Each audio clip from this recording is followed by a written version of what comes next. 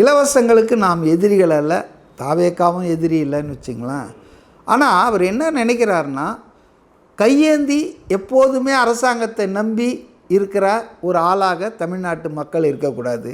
அவங்க சுயசார்போடு, செழிப்போடு, செல்வ செழிப்போடு, மகிழ்ச்சியோடு, திருப்தியோடு வாழணும். அப்படின்னா அதுக்கு தமிழ்நாட்டின் ஒட்டுமொத்த பொருளாதாரத்தை மேம்படுத்தணும். ஒட்டுமொத்த பொருளாதாரம் மேம்படுத்தணும்னா ஊழலை ஒழிக்கணும். நம்ம தமிழ்நாட்டை பிடிச்சிருக்கிற மிக முக்கியமான வியாதி எதுன்னு சொன்னால் ஊழல் தான். எல்லாத்துலேயும் ஊழல். இப்போ நீங்கள் பாருங்கள், டிரான்ஸ்ஃபார்மர் வாங்கினதில் ஊழல், மணல் எடுக்கிறதுல ஊழல், பாலம் கட்டுறதுல ஊழல், டாஸ்மார்க்கில் பாட்டிலுக்கு 10 ரூபா வச்சு ஊழல். அப்போ ஊழல் இல்லாத துறை, கக்கூசு கழுவுறதுல 400 கோடி ஊழல் வந்துருக்குதுன்னு டைம்ஸ் ஆஃப் இந்தியாவில் 2 முறை செய்தி போட்டாங்க.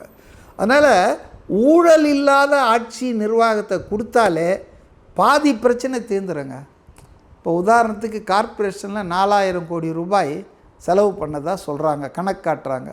இதுக்கு மழை நீர் அந்த வடிகால் திட்டங்கத்தை ப்ராஜெக்டை சரி பண்ணுறதுக்காக. ஆனால் இன்றைக்கு என்ன நிலைமை, ஒரு 2 நாள் மழை பெஞ்சுதுன்னா கார்ப்பரேஷன் சார்பாக ராட்சத ஜென்ரேட்டருங்களை கொண்டு வந்து தண்ணி அரைப்பாங்க.